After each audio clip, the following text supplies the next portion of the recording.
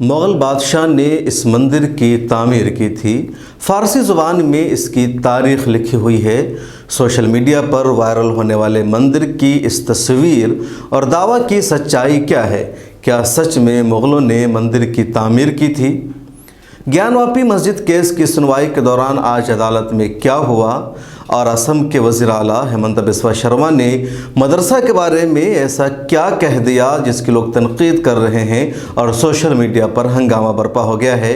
बताएंगे पूरी तफसील आज के खबर दर खबर में, लेकिन उससे पहले जानते हैं आज की 5 अहम न्यूज़।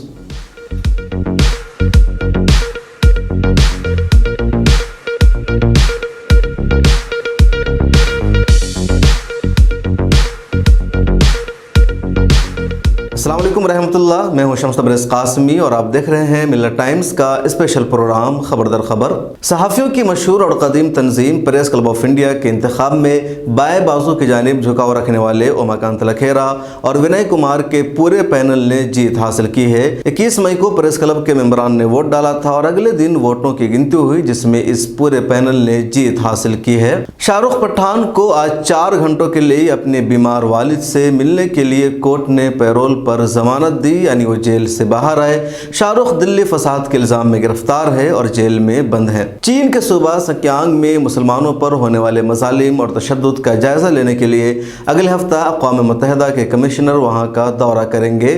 खबरों के मुताबिक चीन के सिक्यांग में मुसलमानों पर लगातार तशद्दुद किया जाता है, उन्हें कैंपों में रहने पर मजबूर किया जाता है और वहां रहने वाले मुसलमानों को आज़ादी हासिल नहीं है। कोरोना के केसेस फिर बढ़ने लगे हैं। सऊदी अरब ने इस ताल्लुक से 16 ममालिक के मुसाफिरीन पर अपने यहाँ आने पर पाबंदी लगा दी है, जिसमें हिंदुस्तान भी शामिल है।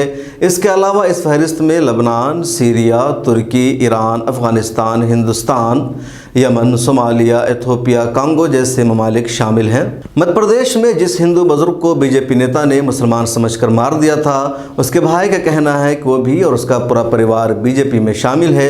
सुनिए ये वीडियो। मैं राजेश जैन, मेरे हम तीन भाई थे। सबसे बड़ा भवनलाल जी मेरे भाई थे, उसके बाद अशोक कुमार और तीसरे नंबर का मैं हूँ और मेरी माता जी 90 साल की है, वो अभी गांव में वर्तमान में सरपंच है। क्या घटनाक्रम हुआ आपके भाई साहब के साथ? हम 15 तारीख को चित्तौड़ किले पे गए थे भैरव बाबू जी को पूजने और 16 तारीख के दिन 11:30 पौने 12 बजे हमारे भाई साहब वहाँ से निकल गए, गायब हो गए। उससे हमको 12 सवा 12 बजे मालूम पड़ी। हमने जब खाना खाने का टाइम हुआ तो हमने पूछा भैया कहाँ गए, तो भैया आपको नजर नहीं आए। तो फिर हमारे भाई साहब को हमने ढूंढा और वहाँ पे जो किले पे पुलिस चौकी है उनको हमने शाम को खबर कर दी थी। उसके बाद हमने चित्तौड़ थाने पे भी गुमशुदगी की FIR करवाई थी। बराबर इस लाश मिली है। फिर हम लोग फोटो देखा तो ये तो हमारे भाई साहब का था। फिर हम उसी रात मनासा पहुँच गए। आप किस पार्टी से जुड़े हैं?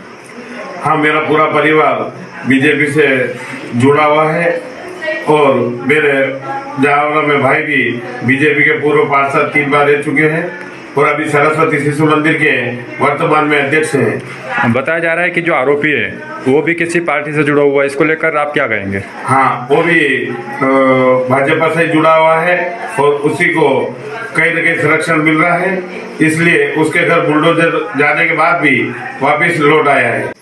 एक तरफ गृह मंत्री जी का बयान आया है कि हमारे से परिवार संतुष्ट है, लेकिन अभी तक उसको लेकर आपके पास कोई अधिकारी या किसी प्रशासनिक कॉल या मैसेज आपको मिला है? गृह मंत्री जी का जो बयान आया था कि हम परिवार के संपर्क में है, लेकिन ऐसा कोई भी आदमी हमारे संपर्क में नहीं था, ना कोई बात है। और गृह मंत्री जी ने ये जो बयान दिया है ये सरासर झूठ है, क्योंकि हमारे परिवार से किसी ने कोई संपर्क नहीं किया है। और आइए अब जानते हैं कुछ अहम खबरों की तफसीलात, जिसका मैंने शुरू में तज़किरा किया। सबसे पहले बात करते हैं सोशल मीडिया पर वायरल होने वाली तस्वीर के बारे में, जिसके ताल्लुक से दावा किया जा रहा है कि मंदिर मुग़लों की तामीर करदा है। ये दावा सच है और हकीकत पर मबनी है। आप सही सुन रहे हैं। मध्य प्रदेश में एक जगह मांडो है जहां मुग़ल बादशाह अकबर ने महादेव का मंदिर तामीर कराया था। ये मंदिर आज भी मौजूद है, यहाँ पूजा होती है और लाखों लोग इसके दर्शन के लिए जाते हैं। बात 1564 की है। उस वक्त जलालुद्दीन अकबर सल्तनत मुगलिया के बादशाह थे। अकबर ने अपने मुशीर शहबाज खान को विंध्याचल की खूबसूरत पहाड़ियों में एक मंदिर बनाने का हुक्म दिया, जिसके बाद चंद ही सालों में सुर्ख पत्थरों की मदद से मंदिर तामीर कर दिया गया। शहनशाह अकबर ने यह मंदिर अपनी हिंदू बीवी जोधाबाई को तोहफे में दिया था। कहा जाता है कि एक बार शहनशाह अकबर ने भी इस मंदिर में रात गुजारी थी और फजर के बाद उसने इस मंदिर को आरामदेह जगह करार दिया था। मंदिर से मुग़ल तर्ज तामीर की अक्कासी होती है। उसको देखकर ही लगता है कि मुग़लों ने ही बनाया हुआ है और उसकी तारीख आज भी मंदिर की दीवारों पर फारसी ज़ुबान में लिखी हुई है। यह मंदिर मध्य प्रदेश में इंदौर से तकरीबन 95 किलोमीटर दूर विंध्याचल पहाड़ियों में वाक़ है, जहाँ आज भी लाखों हिंदू महादेव के दर्शन और सियाहत की नीयत से जाते हैं। और अब बात ज्ञान वापी की। ज्ञान वापी मस्जिद केस की समाअत वाराणसी की ज़िला अदालत में आज से शुरू हो गई है। 45 मिनट तक पहले दिन की समाअत हुई, जिसमें हिंदू फरीक ने 5 मुतालबा किया और मुस्लिम फरीक ने सिर्फ 2 मुतालबा किया।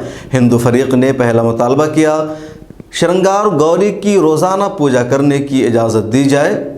दूसरा मुतालबा था वज़ू खाना में मिले शिवलिंग की पूजा की इजाज़त दी जाए। तीसरा मुतालबा था नंदी के शिमाल में मौजूद दीवार को तोड़कर मलबा हटाया जाए।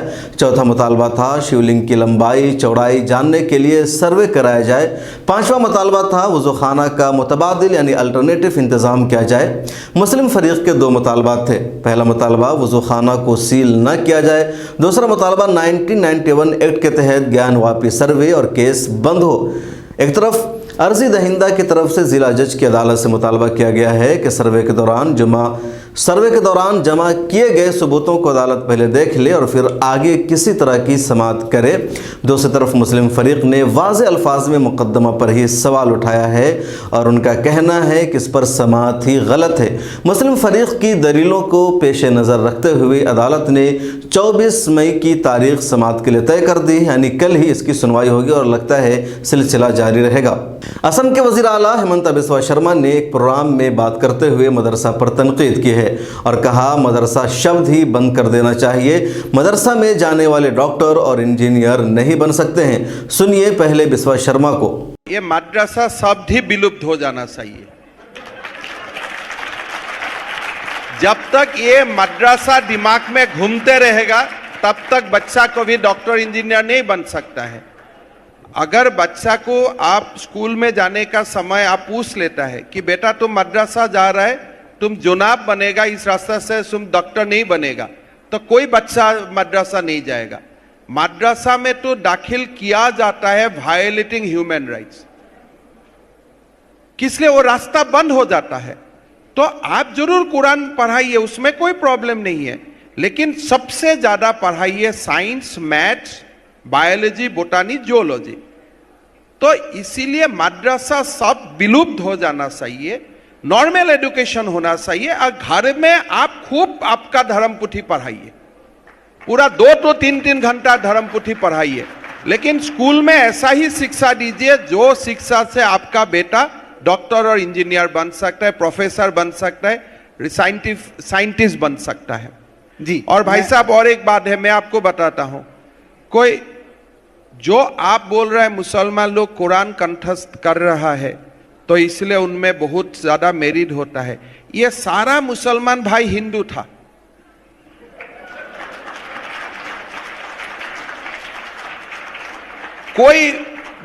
कोई एज ए मुसलमान ये धरती में नहीं आया, भारत का धरती में सब हिंदू ही था।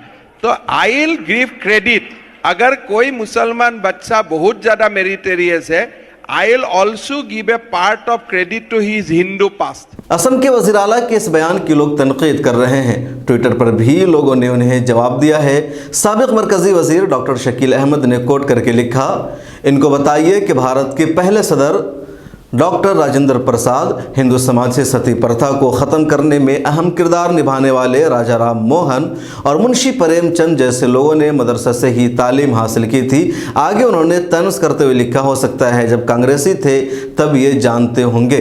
और भी कई लोगों ने इस सिलसिले में अपनी अपनी राय लिखी है। लोगों ने यह भी लिखा कि डॉक्टर APJ अब्दुल कलाम भी मदरसा से पढ़कर आए थे। हालांकि मंतव बिस्वा शर्मा ने अपनी वीडियो में यह भी कहा, जिसको आपने सुना, कि हम कुरान पढ़ने के खिलाफ नहीं है, मजहबी तालीम देने के खिलाफ नहीं है, लेकिन उन्हें चाहिए कि अपनी मजहबी तालीम अपने घर में हासिल करें। और अब बात करते हैं आजम खान की।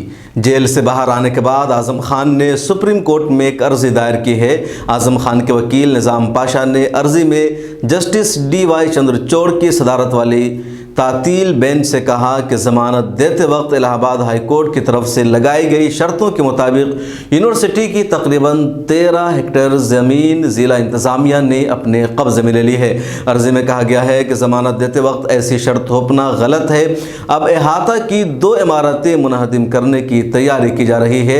इस ताल्लुक़ से बेंच ने कहा कि अर्ज़ी को लिस्ट कराने के लिए रजिस्ट्रार के सामने रखें। दरअसल रामपुर के ज़िला मजिस्ट्रेट रविंदर कुमार मंदार ने मीडिया से बात करते हुए कहा था कि हाई कोर्ट ने हिदायत जारी की है जिसके तहत जो एनिमी प्रॉपर्टी है उसे कस्टोडियन महकमा को वापस दिया जाए। जौहर यूनिवर्सिटी में 13 हेक्टेयर ज़मीन पर कब्जा कर वापस लिया जाना, जिसके लिए कार्रवाई की जा रही है। उन्होंने कहा कि 30 जून तक इस अमल को पूरा करना है।